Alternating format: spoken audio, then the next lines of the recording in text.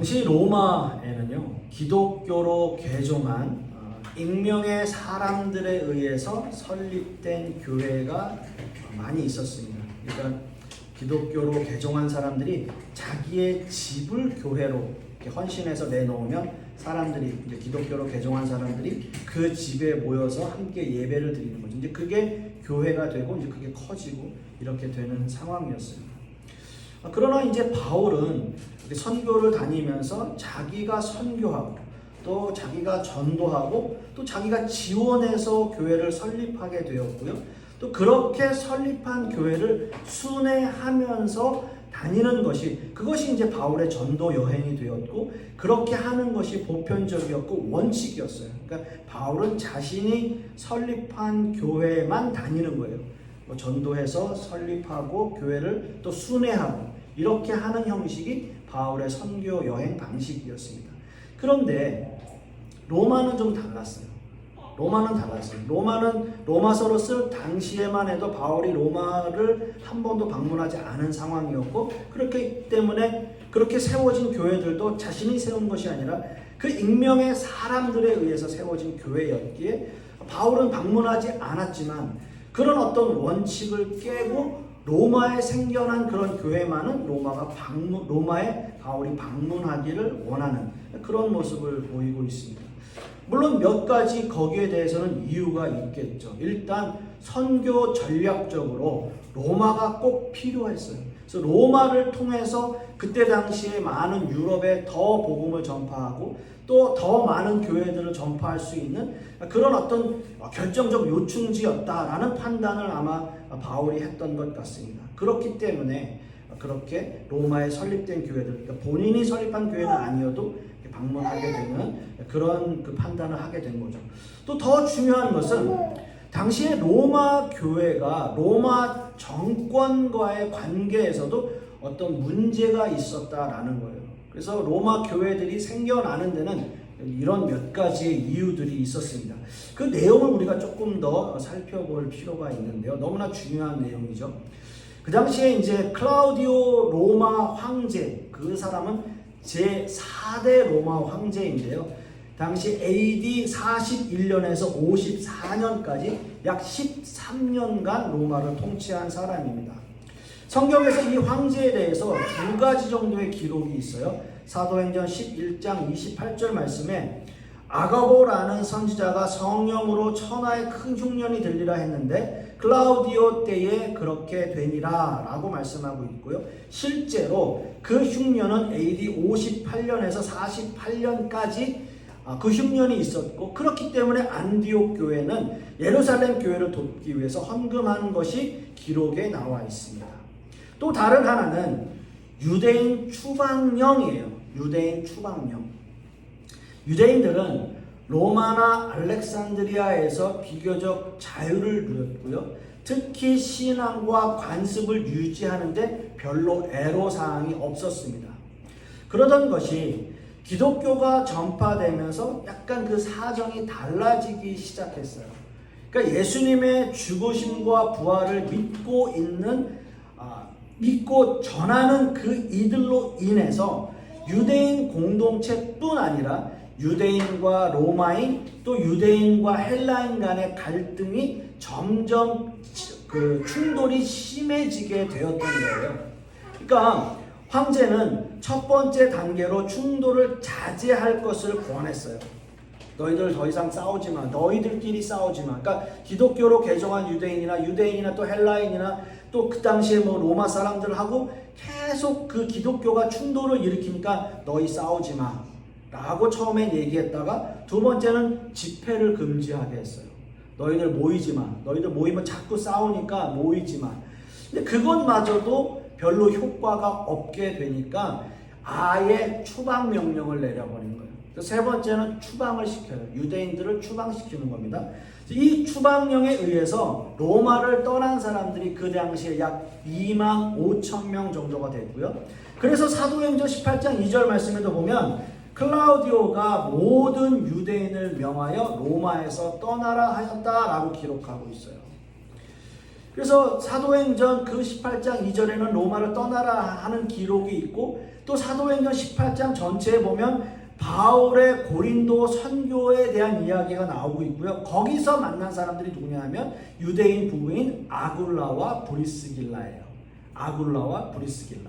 그 유대인 부부를 만나요. 그들은 로마에서 살다가 기원 후 49년에 클라우디오 황제의 추방 명령에 따라서 로마를 떠나서 고린도에 정착한 사람들입니다. 그래서 당시 로마는 회당과 교회를 구별하지 못했기 때문에 당연히 교회에도 큰 어려움을 당하게 되었던 거죠. 로마 교회는 이러한 또 여러 가지 상황들 속에서 신학적인 문제도 있었어요.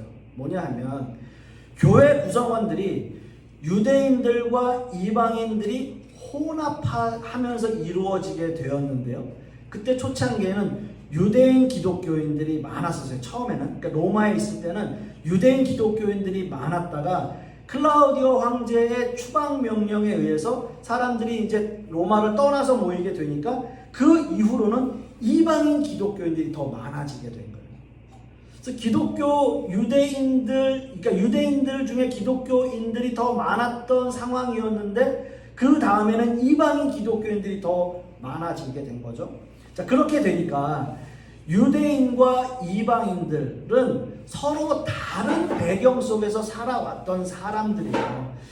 같은 로마 교회에 나온다고 하더라도 여러 가지 점에서 그들의 입장 차이가 굉장히 달랐던 상황이에요.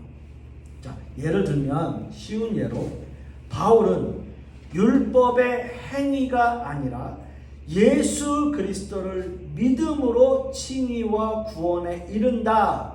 그런 점에서는 유대인들, 기독교 유대인들이나 이방인 기독교인들이나 아무런 차이가 없다라고 로마서에 강조하고 있어요. 그런데 이방인들 입장에서는 그들은 원래 율법을 지키고 살던 사람들이 아니니까 당연하다. 바울의 말이 너무나 흡족하다. 믿는다. 거기에 대한 큰 저항이 없어요. 그런데 기독교 유대인들, 원래 유대인들이었는데 기독교로 개종한 사람들은 어떻겠어요? 율법을 지켜왔던 사람들이에요. 율법에 따라 모든 것들을 행했던 사람들이니까 지금 바울이 그렇게 말하는 것이 불편하겠어요? 불편하지 않겠어요? 당연히 불편한 생각을 할 수밖에 없는 거예요. 일반 유대인들만이 아니라 예수 그리스도를 믿는 기독교 유대인들은 바울의 이런 주장에 대해서 굉장히 불편하고 불쾌하게 생각했던 거죠. 그런 신학적인 또는 그 교회 안에서의 문제들이 있었어요. 당시 유대 기독교인들은 예수님을 믿는다라고 하더라도 그들은 토라를 지켰어요. 토라는 뭐냐면 모세오경이에요. 그러니까 모세오경의 내용을 다 지켰고 또 할례를 받아야 된다라고 주장하고 있었어요. 바울은 유대인 기독교인들의 그런 가르침, 그들이 이야기하는, 그러니까 물론 복음을 받아들여서 기독교 유대인들이 되었지만 그런 거와 함께 우리는 토라를, 모세오경을 믿고 또 할례를 행해야 한다라고 주장하고 있는 그 사람들에 대해서 바울이 너희는 다른 복음이야 라고 정죄를 해버렸어요. 다른 복음이라고 얘기하면 지금 시대로 얘기하면 뭐예요? 너희 이단이야 라고 얘기하는 것과 같아요. 그렇게 이야기하는 거예요. 그러니까 그걸 전하는 사람들에게 너희가 또 너희에게 저주가 임할 것이다 라고까지 이야기해요. 너희는 다른 복음이야. 너희는 이단이야. 너희에게 저주가 임할 거야 라고 이야기해요.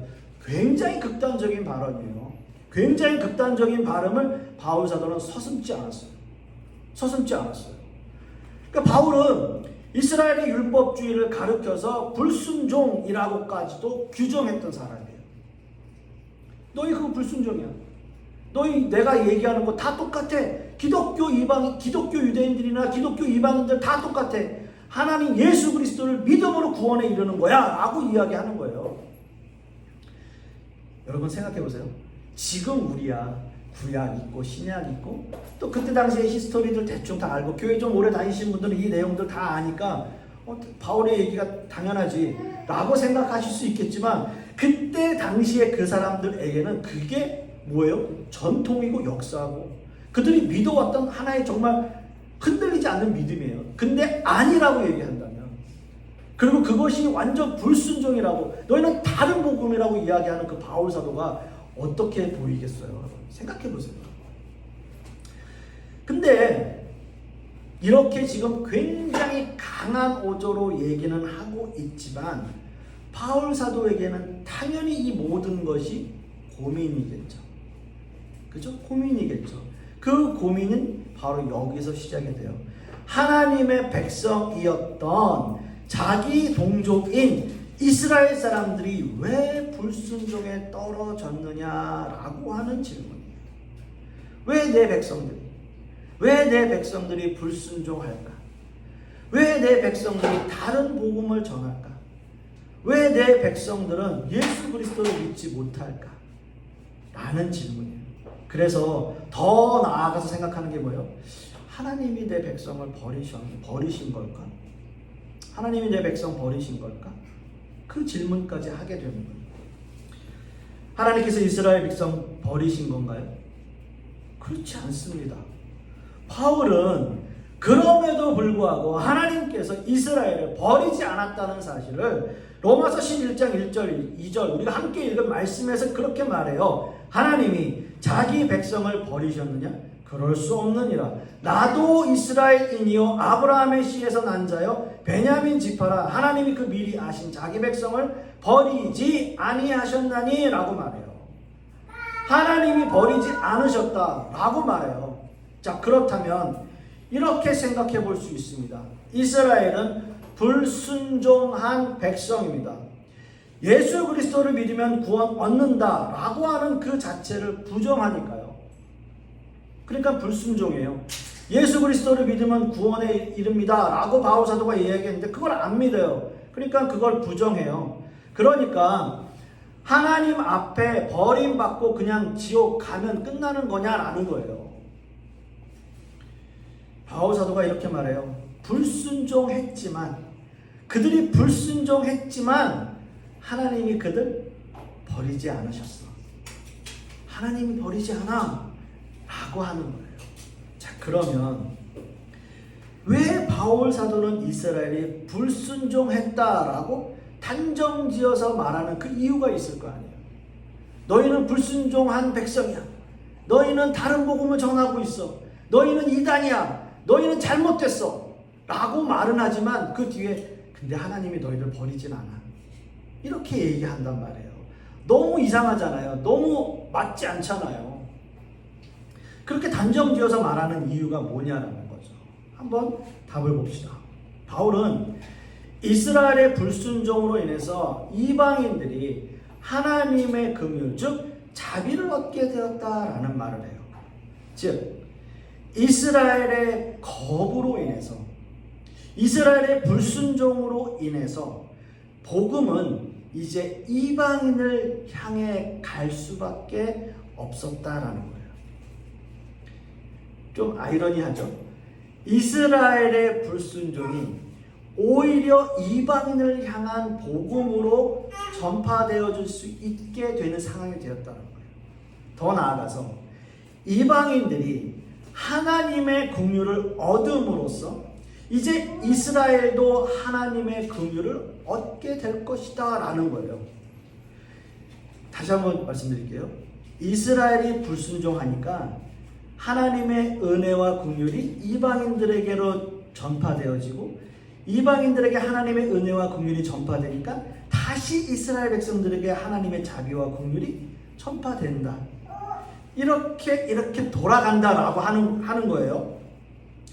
이스라엘과 이방인 모두에게 해당되는 이런 불순종을 하나님께서는 선하게 인도하셔서 모두에게 하나님의 자비와 긍휼을 베푸셨다라고 하는 것이 이스라엘의 불순종에 대한 바울 사도의 해석입니다. 오히려 이스라엘의 불순종이 모든 하나님의 백성들을 구원하게 되는 하나의 원동력이 되었다라고 하는 거예요. 조금 더 우리가 말씀을 살펴봅니다. 그래서 로마서 11장 32절 말씀에 보면 하나님이 모든 사람을 순종하지 아니하는 가운데 가두어 두심은 모든 사람에게 긍휼을 베풀려 하심이로다 라고 말씀하세요. 자, 다시 한번 말씀드립니다. 하나님이 모든 사람을 순종하지 아니하는 가운데 가두어 두심은 모든 사람에게 긍휼을 베풀려 하심이로다 라고 말씀합니다. 자, 여기서 바울은 두 가지의 사실을 분명하게 언급해요. 하나는 하나님이 모든 사람을 순종하지 아니하는 가운데 가두어 두셨다는 사실이에요. 순종하지 않는, 즉 불순종의 의미는 인간 자체가 가지고 있는 죄적 본능을 이야기해요. 인간은 그냥 죄인이에요. 죄의 본능을 가지고 있어요. 인간은 누구나 죄를 지을 수밖에 없는 존재라는 사실을 밝히고 있는 거예요. 그 불순종에 가두어 두셨다는 거예요. 그래서 모든 인간은 죄인이라는 사실이에요. 즉 성경이 말하는 불순종은 단순히 겉으로 도덕적인 차원이나 사회 질서를 잘 지키는 것, 그게 문제가 아니고요. 하나님과의 관계에서의 불순종을 이야기하는 거예요. 쉽게 말씀드리면 하나님을 믿지 않는 것, 하나님을 믿지 않는 것, 그것이 하나님과의 관계의 단절이고 그게 불순종이라는 거예요. 그러니까 하나님을 믿지 않는 것이 불순종이에요. 그게 바울 사도가 이야기하는 거예요. 또 다른 하나는 하나님께서 모두에게 자비를 베푸셨다는 거예요. 모두에게 자비를 베푸셨어요. 은혜를 베푸셨습니다. 여기서 하나님의 자비와 은혜는 무엇일까요? 그것은 예수 그리스도를 믿음으로 구원과 칭의에 이른다는 거예요. 칭의와 구원에 이르는 거예요. 모든 하나님의 백성들은 예수 그리스도를 믿음으로 구원을 받아요. 그게 하나님의 자비인 이유는 칭의와 구원이 우리의 행위가 아니라 믿음으로 주어지기 때문이에요. 믿음으로. 하나님의 자비는 하나님만 우리에게 주실 수 있는 구원 사건이라는 거예요. 이 중에 어느 사람이라도, 우리 중에 누구라도 내가 하나님을 찾아서 믿은 경우는 없어요. 모든 것이 다 하나님께서 우리가 하나님을 찾게끔 만들어 주신 거예요. 하나님께서 우리를 예정하시고 하나님께서 우리를 구원해 주셨기에 우리가 하나님을 찾게 되는 거예요. 그게 먼저예요. 그래서 하나님께서 먼저 택하시는 거예요. 그래서 미리 아신 자라는 단어를 사용해요. 그러니까 모든 사람에게 주는 그 구원 사건, 그것이 하나님의 자비와 은혜예요. 사람이 사람에게 줄 수 있는 게 아니에요. 남편이 잘 믿고 또는 부인이 잘 믿었다고 그 배우자가 구원받는 게 아니라는 사실이에요. 아무리 사랑하는 사람들이라도 서로 이 모든 하나님의 자비와 은혜를, 구원을 주고받을 수 있는 게 아니라는 거죠. 인간의 불순종과 불신앙에 대한 바울의 진단을 다시 보면요, 하나님께서 인간의 불순종을 오히려 하나님의 은혜와 자비의 기회를 만드셨다는 거예요. 우리가 하는 게 아니라 하나님이 하십니다. 하나님은 창조의 하나님이시고요, 또 부활의 하나님이십니다. 세상을 무에서 유로 창조하셨고 예수님을 죽은 자 가운데서 살리신 그 하나님께서 불순종한 자들을 의롭다고 인정해 주는 사건, 그것이 바로 하나님의 자비와 구원을 이야기하고 있는 거예요. 자, 그렇다면 하나님의 일은 우리의 생각들을 다 뛰어넘잖아요. 그래서 바울은 어떻게 보면 결론적으로 이렇게 말하는 거예요. 33절 말씀에 깊도다 하나님의 지혜와 지식에 풍성하며 그의 판단은 헤아리지 못할 것이며 그의 길은 찾지 못할 것이로다 라고 말씀하고 있어요. 자, 근데 이 말씀을 좀 이 번역으로는 우리가 좀 이해하기 어려워요. 그래서 공동 번역을 한번 읽어보면 이렇게 나와 있습니다. 오, 하나님의 풍요와 지혜와 지식은 심오합니다. 누가 그분의 판단을 헤아릴 수 있으며 그분이 하시는 일을 이해할 수 있겠습니까? 라고 말씀하고 있어요. 자, 그러면 이 말씀이 결론의 말씀이죠. 이스라엘 백성들이 불순종했고 그 이스라엘 백성들이 불순종함으로 믿지 않는 이방인들에게 하나님의 구원의 은혜가 베풀어졌어요. 그렇게 되니까 그 백성들, 하나님을 믿었던 이스라엘 백성들, 그러면 하나님이 그냥 그렇게 사용하고 버리시나요? 아니에요. 하나님께서는 그들도 다시 구원하시길 원하세요. 그래서 다시 이스라엘에게도 하나님의 은혜와 자비가 베풀어지는 거예요. 그렇게 순환되어지는 거예요. 그런데 그 모든 것들이 우리가 이해할 수 없어요. 그래서 하나님께서는 그 모든 것들을 말씀하시고 그렇게 역사하시고 그 모든 것들을 구원하시길 원하시는 그 모든 것들이 다 깊은 하나님의 뜻이라는 거예요. 우리 인간은 이해할 수 없는 하나님의 뜻. 그래서 바울 사도가 결론적으로 이렇게 말하는 거예요. 누가 그 하나님이 하시는 일을 이해할 수 있겠습니까? 라는 거예요. 결론은 뭡니까? 하나님은 모든 하나님의 백성들을 구원하시기 원하신다는 거죠. 말씀의 결론을 맺습니다. 하나님의 지혜가 깊다라는 사실을 우리가 인식하고 아는 것은 자신의 불순종과 불신앙을 꾸준히 그리고 치열하게 교정해 나가려고 노력하는 모습일 거예요. 그래서 우리는 구원을 이루어가는 거죠. 구원을 이루어가는 거죠. 그래서 이루어가기 위해서 노력하는 거예요. 그러나 그 노력은 내 노력이 아니라 하나님께서 우리와 함께 해주셔야 된다라는 거죠. 그게 하나님의 자비에 온전히 의존하는 우리 모두의 신앙인들의 태도일 것입니다.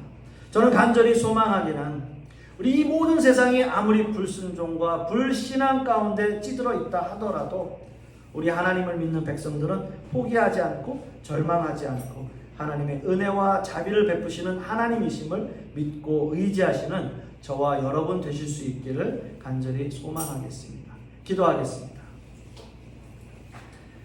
아버지 하나님 참 감사합니다.